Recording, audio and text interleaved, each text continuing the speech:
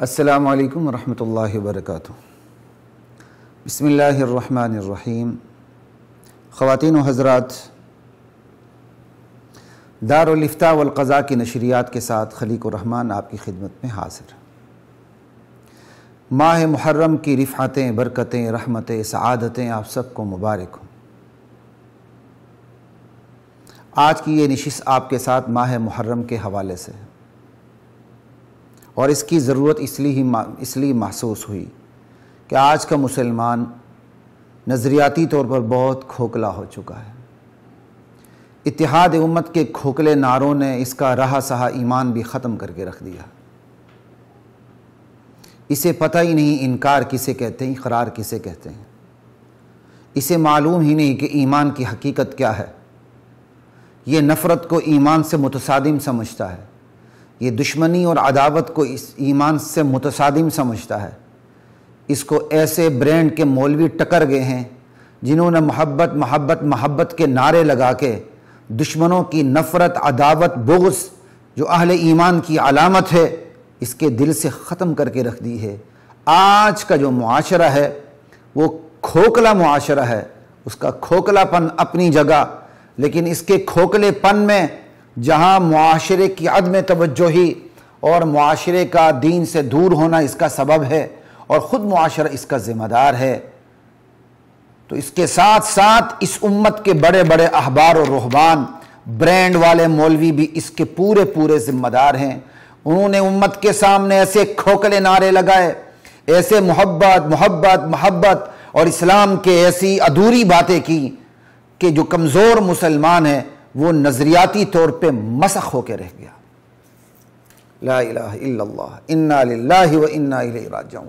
ایک مولوی صاحب کو سنا کہتے ہیں جی ہر چیز کو بدعت نہ بناؤ، حسین کے لیے رونا بھی سنت ہے۔ اس پہ انشاءاللہ کبھی آپریشن کریں گے، سرجری کریں گے کہ رونا سنت کب ہے تو رونا بدعت کب ہے اور رونا کفر کب ہے، یہ ساری باتیں کریں گے انشاءاللہ۔ ہم ایک ایک کر کے انشاءاللہ اپنے اس امت کے احبار و رہبان کی بھی پوری خبر لیں گے، اللہ تعالیٰ ضرور موقع فراہم کریں گے۔ آج کی نشست میں یہی بات کرنی ہے کہ ہم نظریاتی طور پر آخر اتنے کمزور کیوں ہیں۔ تو محرم، ماہ محرم میں اس شارٹ کلپ کا، اس ویڈیو کا انتخاب اسی لیے کیا کہ کم سے کم آپ لوگوں کو اویئرنیس ہو، ادراک ہو، شعور ہو، محرم کے تقاضے کیا ہیں، محرم میں ہم نے کرنا کیا ہے۔ کیا ہم نے محرم میں سبیلیں لگانی ہیں؟ کیا ہم نے محرم میں ماتم کرنے ہیں؟ کیا ہم نے محرم میں مجلسوں میں شرکت کرنی ہے؟ کیا ہم نے محرم میں صحابہ کو گالیاں دینی ہیں؟ یا کیا محرم میں ہم نے صحابہ کو جو گالیاں پڑتی ہیں اس کو سننا ہے؟ یا محرم میں صحابہ کو گالیاں دینے والوں کی عزت کرنی ہے، ان کا اکرام کرنا ہے، ان کی تعظیم کرنی ہے؟ جن کے دل میں صحابہ کی تعظیم نہیں، ہم ان کی تعظیم کے لیے تیار نہیں۔ برینڈ والے مفتی صاحب، مولوی صاحب جتنی محبت کے نعرے لگائیں، ہمیں اللہ نے منع کر دیا ہے۔ من احب للہ، جو محبت بھی اللہ کے لیے کرتا ہے، وہ ابغض للہ، جو دشمنی اور بغض عداوت بھی اللہ کے لیے رکھتا ہے، وہ اعطا للہ، جو کسی کو دیتا بھی ہے تو اللہ کے لیے دیتا ہے، وہ منع للہ، جو کسی سے روک دیتا ہے، دیتا نہیں ہے تو وہ بھی اللہ ہی کے لیے کسی چیز کو روک دیتا ہے۔ فقد استکمل الایمان، ایسا خوش قسمت شخص ہی اپنے ایمان کو مکمل کرتا ہے جس کے اندر چار چیزیں، محبت بھی اللہ کے لیے، نفرت عداوت بھی اللہ کے لیے، دینا بھی اللہ کے لیے، نہ دینا بھی اللہ کے لیے، یہ چار چیزیں ہیں تو ایمان مکمل ہوتا ہے۔ اور آج کا برینڈ کا مولوی نعرہ لگاتا ہے محبت محبت محبت، ہر چیز کو بدعت نہ بناؤ، ہر چیز کو بدعت نہ بناؤ، اتحاد امت کے کھوکھلے نعرے۔ چند سیاسی مولویوں نے ہمارا بیڑا غرق کر دیا اور چند تبلیغی مولویوں نے ہمارا بیڑا غرق کر کے رکھ دیا۔ معاشرہ تو ویسے ہی کمزور ہے، اس معاشرے نے ایسے لوگوں سے انشاءاللہ قیامت کے دن حساب بھی لینا ہے۔ حساب لے نہ لے لیکن خود معاشرے کا حساب تو ہونا ہے۔ اللہ نے اپنے زور سے پہلے ہی بتا دیا ہے کہ کمزور لوگ جنہیں گمراہ کیا ہوگا قیامت کے دن، ان اپنے مرشدوں کے خلاف، اپنے غلط پیروں کے خلاف، میں اصل تصوف کا مخالف نہیں ہوں بلکہ حمایتی ہوں۔ اپنے والدین کے خلاف اللہ کی عدالت میں مقدمہ دائر کریں گے، ربنا انا اطعنا سادتنا وکبراءنا فاضلونا السبیل، اے ہمارے پروردگار یہ تھے ہمارے بڑے، انہوں نے ہمیں گمراہ کر دیا تھا، یا اللہ یہ خود بھی گمراہ تھے، یہ گمراہ ہمیں کرتے رہے، ہماری انہوں نے تربیت نہیں کی، غلط رخ پہ ہماری تربیت کی، یا اللہ ان کو دگنا عذاب دے۔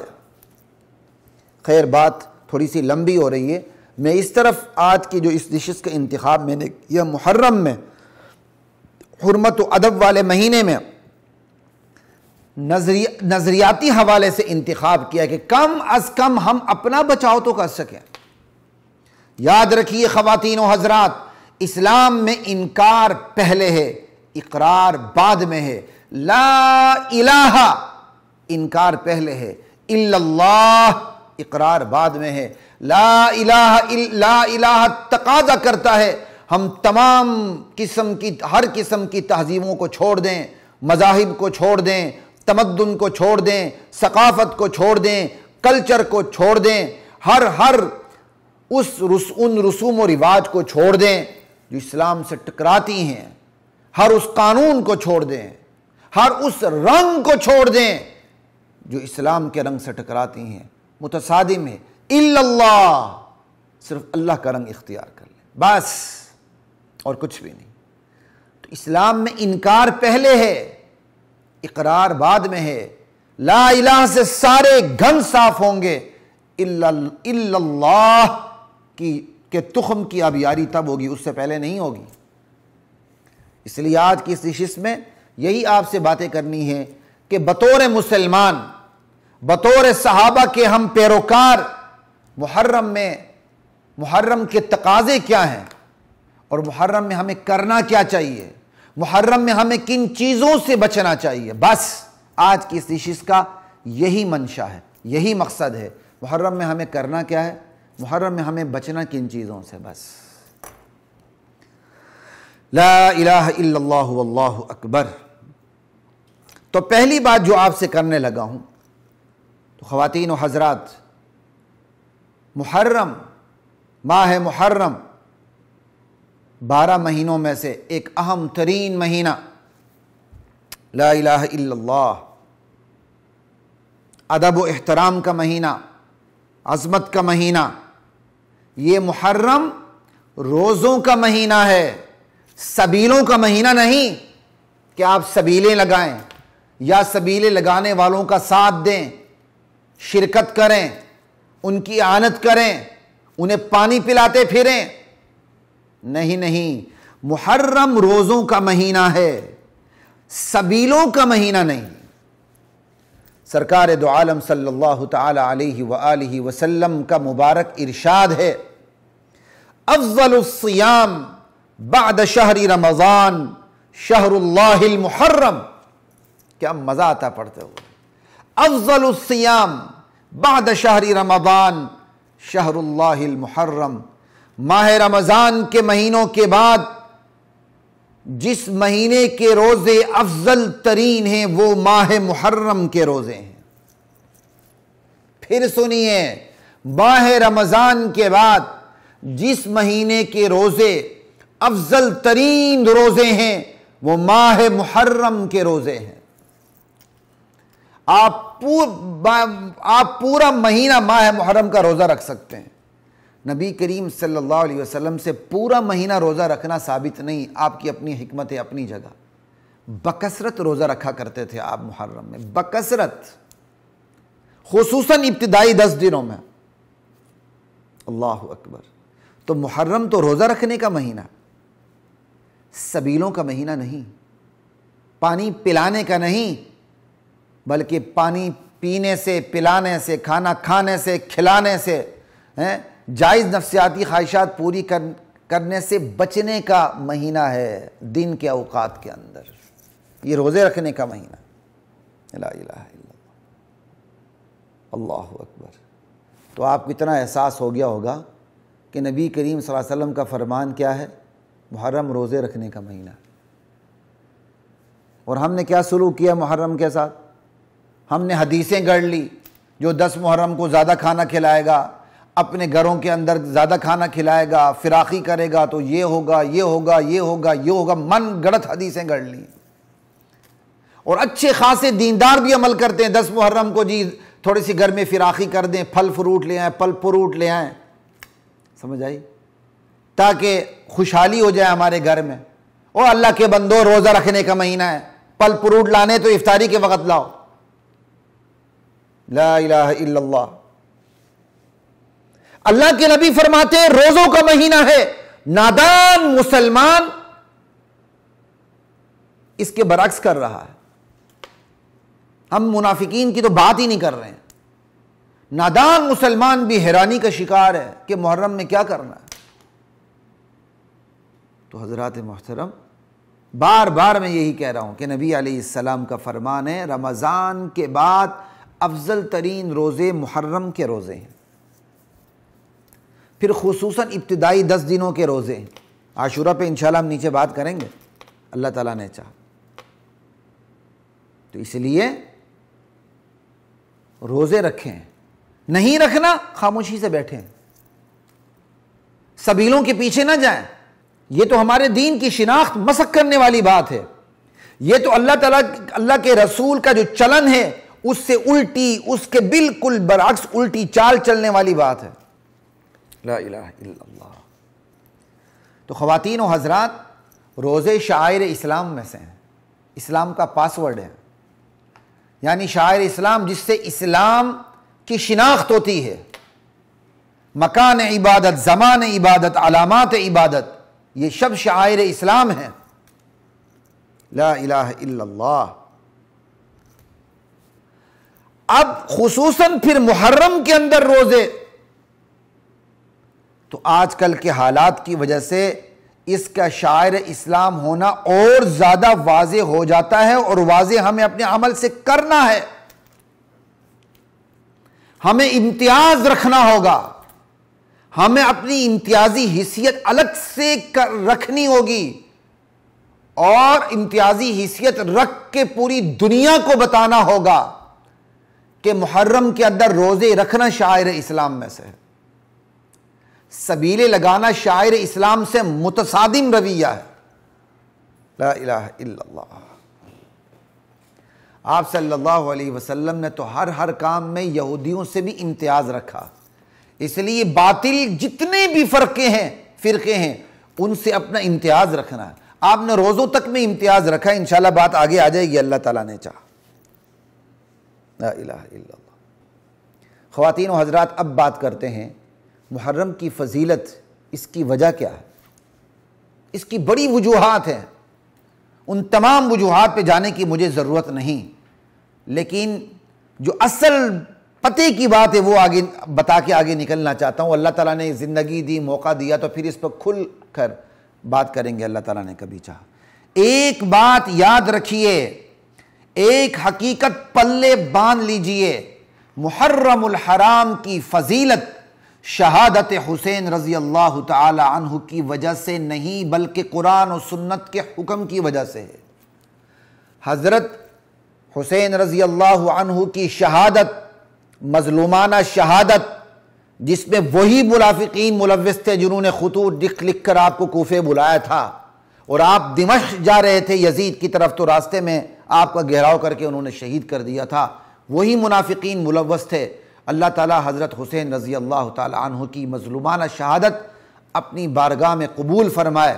لیکن یاد رکھیے، یہ جو مظلومانہ شہادت ہے یہ تو نبی علیہ السلام کی وفات کے 10 سال بعد ہوئی ہے. کم و بیش 50 سال بعد کا واقعہ. اسلام تو اس سے پہلے مکمل ہو چکا تھا. الیوم اکملت لکم دینکم واتممت علیکم نعمتی ورضیت لکم الاسلام دینا. آج میں نے تمہارے لیے تمہارے دین کو مکمل کر دیا، تم پر اپنی نعمتیں تمام کر دی ہیں. اسلام کو بطور دین، بطور نظام زندگی تمہارے لیے میں نے پسند کر لیا ہے. اب اس پہ کوئی اضافہ، کوئی کمی بیشی کی کوئی گنجائش نہیں ہے. لا الہ الا اللہ. تو محرم کی فضیلت تو نبی علیہ السلام کے عمل سے ثابت ہے، موسیٰ علیہ السلام کے عمل سے ثابت ہے. بلکہ قریش مکہ بھی 10 محرم کو روزہ رکھا کرتے تھے. محرم کی فضیلت آج سے تو نہیں ہے، یہ تو شروع سے آسمانی امتوں میں محرم کی فضیلت چلی آ رہی ہے۔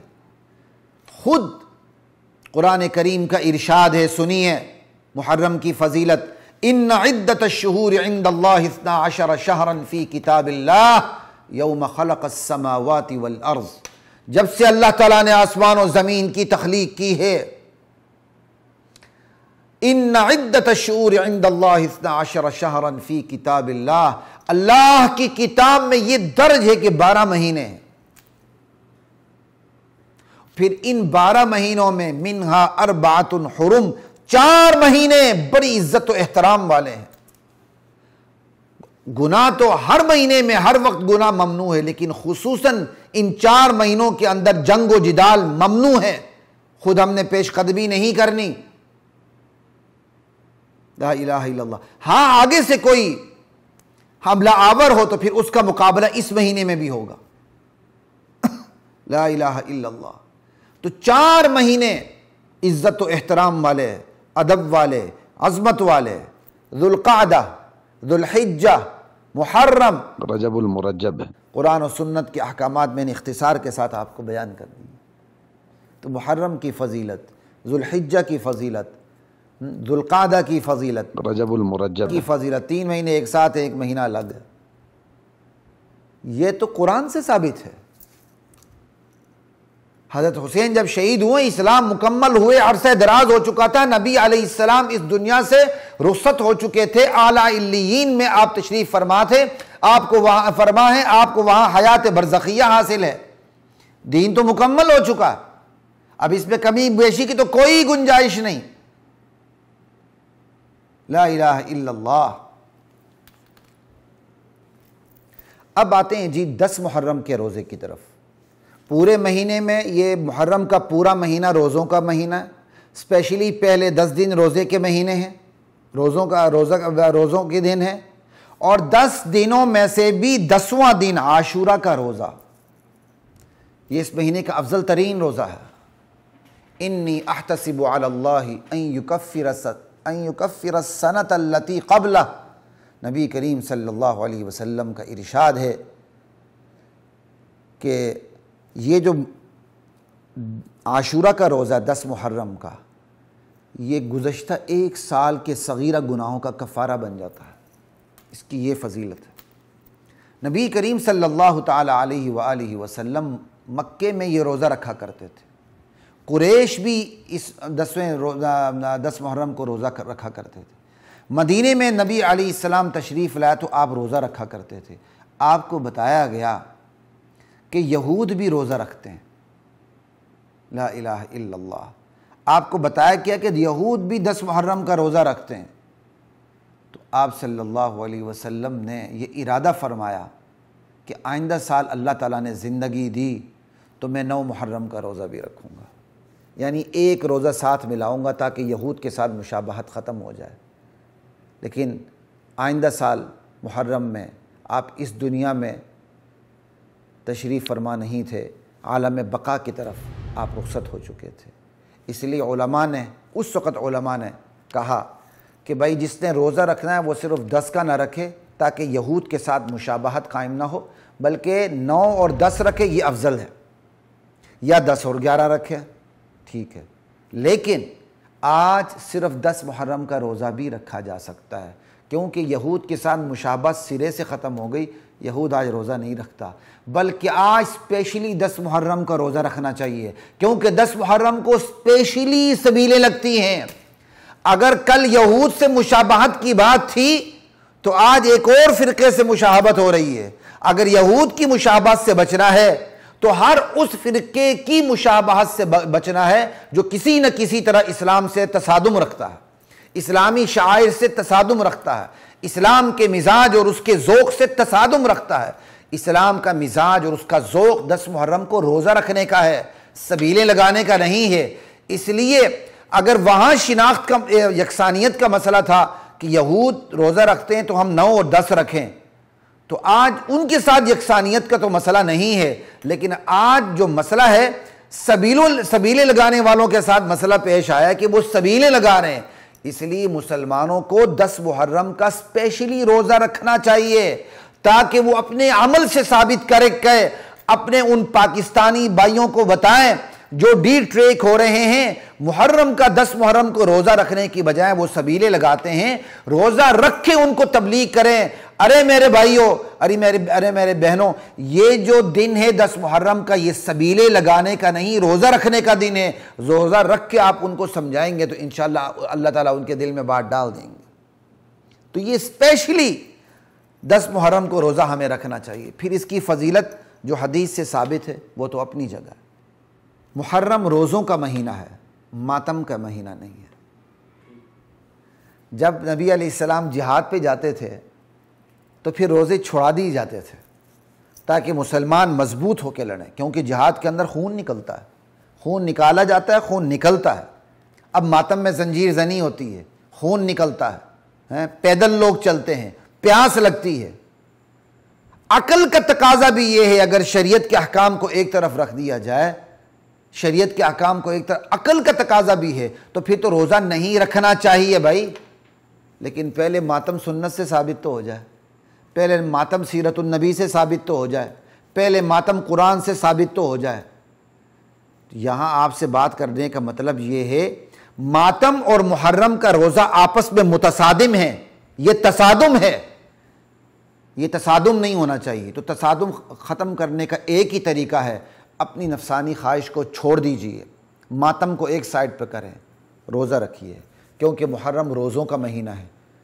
جس طرح محرم روزوں کا مہینہ ہے، سبیلوں کا نہیں، سبیلیں لگانے کا نہیں، بالکل اسی طرح محرم روزے رکھنے کا مہینہ ہے، ماتم کرنے کا مہینہ نہیں ہے۔ آپ ماتم کریں گے، ماتم کرنا تو ویسے ہی غلط ہے، نوحہ کرنا ویسے ہی غلط ہے، وہ آگے انشاءاللہ بات کروں گا، لیکن ماتم کرنے سے تو کیا کہتے ہیں، ماتم کی جو نیچر ہے وہ روزے کی نیچر سے متصادم ہے۔ جس طرح جہاد ہو تو روزہ چھڑا دیا جاتا تھا، رمضان کے روزے چھڑا دیے جاتے تھے جہاد میں کہ مسلمان کمزور پڑ جائیں گے، تو ماتم میں تو پھر روزہ چھڑا دینا چاہیے۔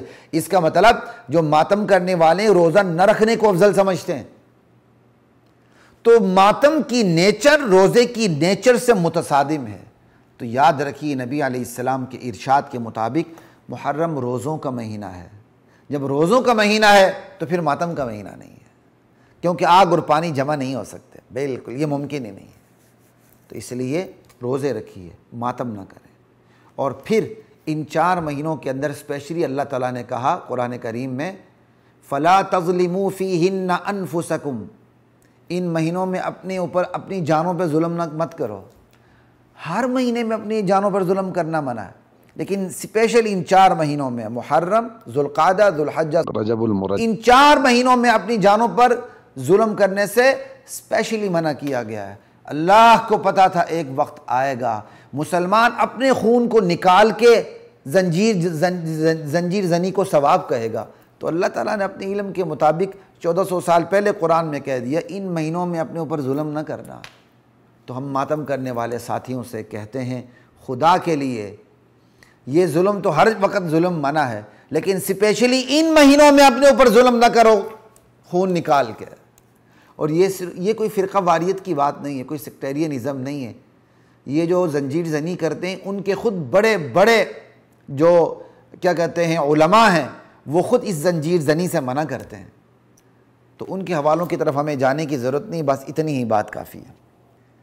خواتین و حضرات، اب ہم بات کرتے ہیں، ہم نے محرم پر بات کر لی کہ محرم سبیلوں کا نہیں، روزوں کا مہینہ ہے، سبیلیں لگانے کا نہیں، روزے رکھنے کا مہینہ ہے۔ ہم نے یہ بھی بات کر لی محرم روزوں کا مہینہ ہے، ماتم کرنے کا مہینہ نہیں۔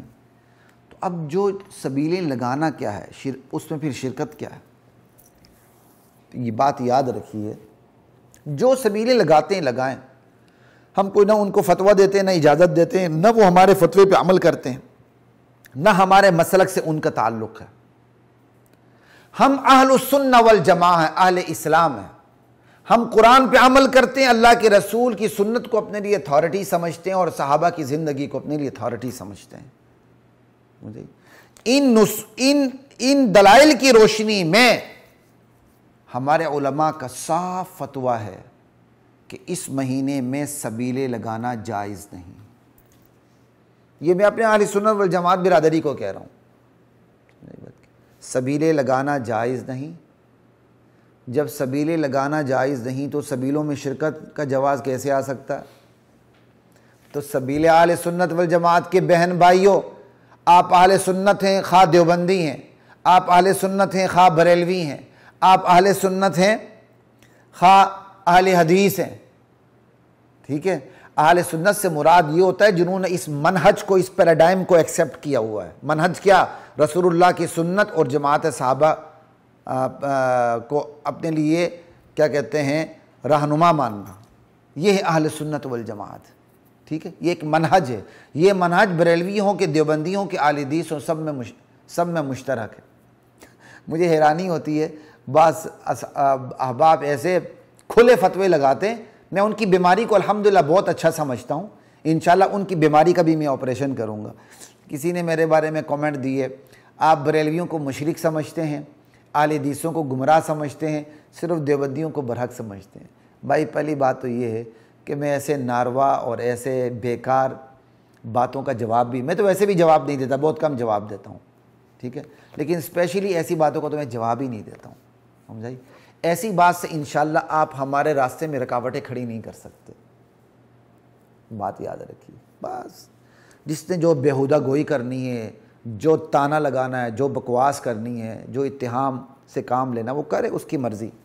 خیر، تو میں بتا رہا تھا اہل سنت والجماعت چاہے وہ دیوبندی ہوں، چاہے وہ بریلوی ہوں، چاہے وہ اہل حدیث ہوں،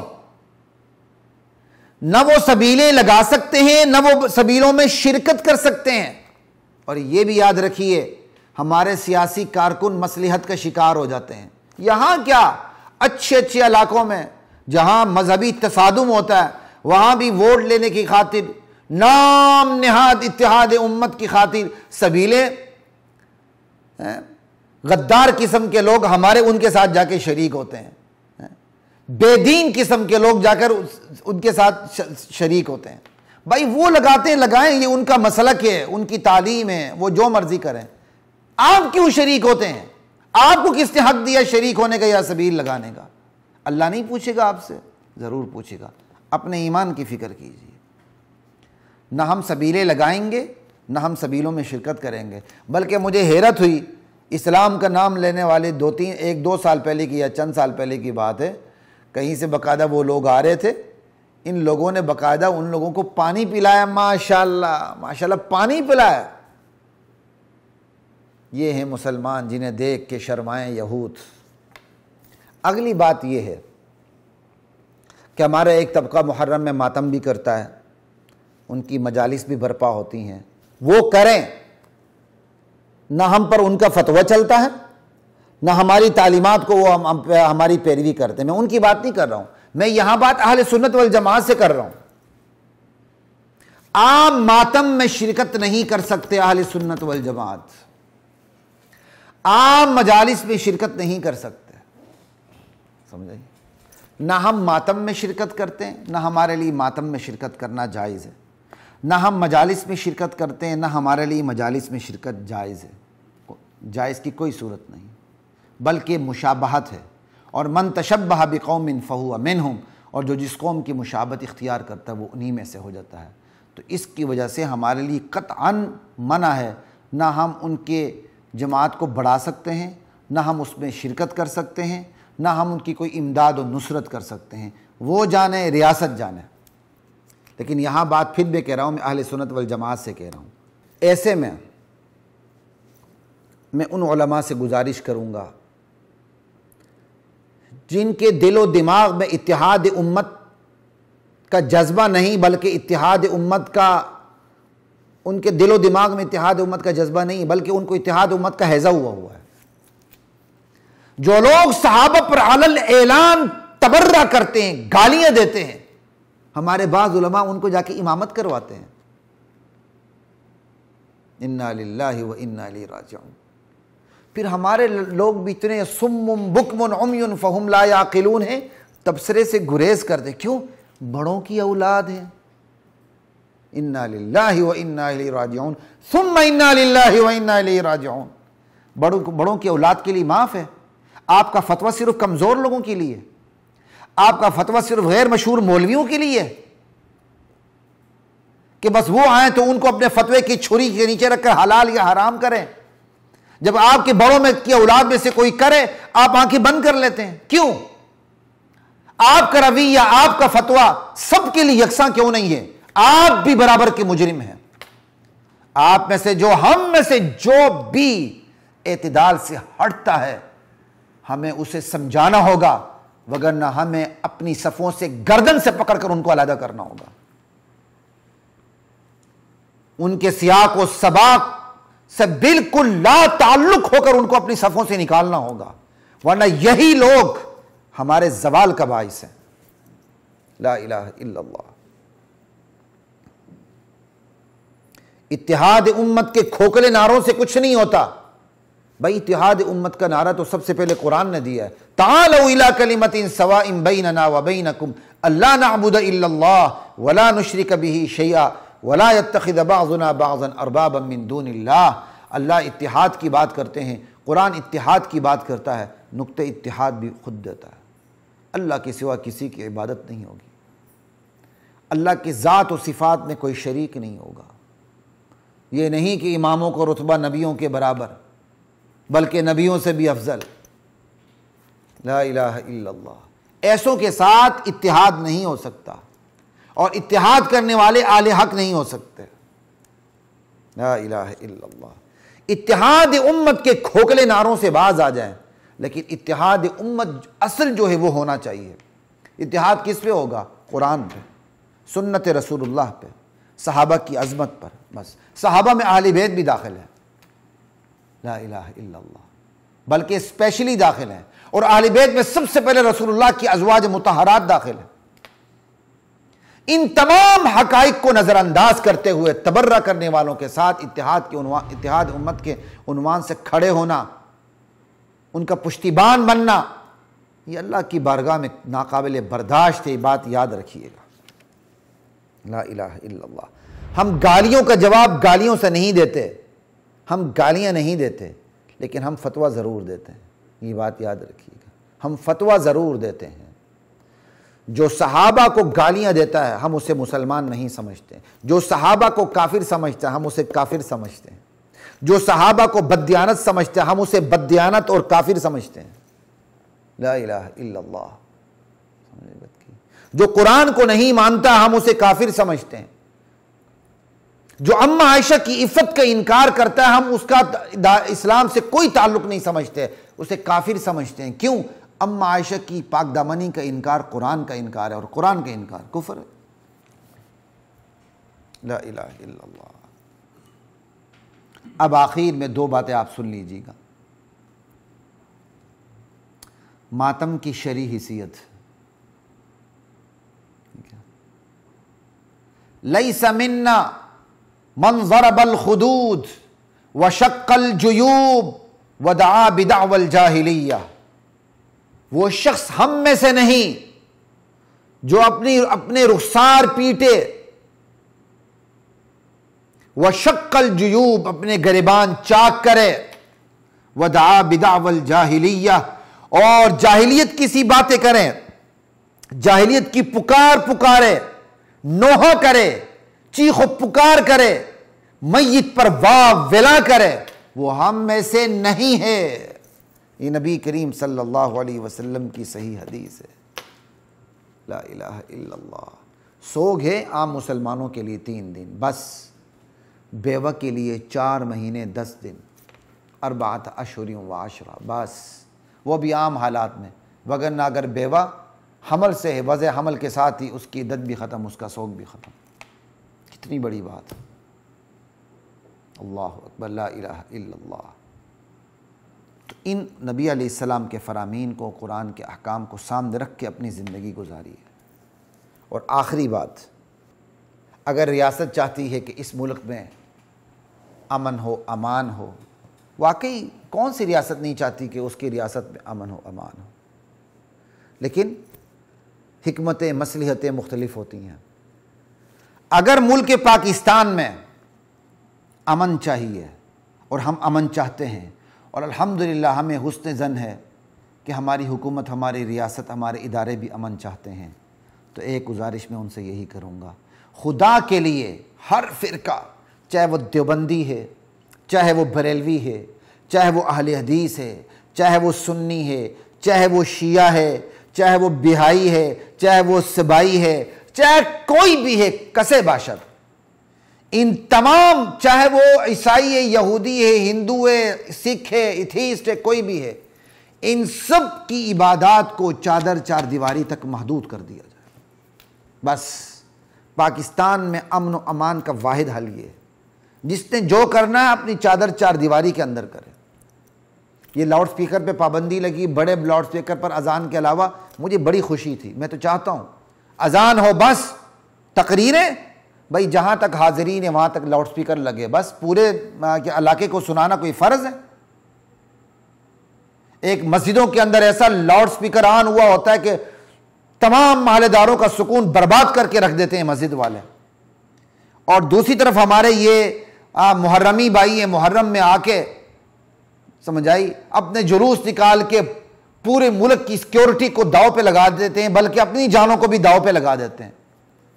بھائی اپنے جو کرنا ہے اپنی چادر چار دیواری کے اندر کریں، بس سنی ہو، شیعہ ہو، دیوبندی ہو، وہابی ہو، اہل حدیث ہو، یہودی ہو، عیسائی ہو، کوئی بھی ہو، ان تمام کی عبادات کو ہمارا پرزور مطالبہ ہے کہ ان کی چادر چار دیواری تک محدود کر دیا جائے، بس اور کچھ بھی نہیں۔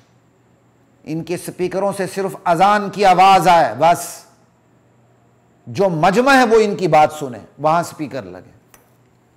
انشاءاللہ امن و امان کا 95% حل اسی پالیسی کے اندر ہے۔ یہاں جتنے بھی شرارتی ہیں، یہاں جتنے بھی تبرعی ہیں، صحابہ پر آوازیں کسنے والے اور تبرع کرنے والے، گالیاں دینے والے، یہی پالیسی ان کے لیے موت ہے، موت۔ لیکن جو فتنہ و فساد پھیلاتے ہیں، شر پھیلاتے ہیں، فساد فی الارض ان کی زندگی کا مقصد ہے، ان کو یہ پالیسی یقین رکھیے گا، اب مشاہدہ کریں، انہیں یہ پالیسی کبھی بھی منظور نہیں ہوگی۔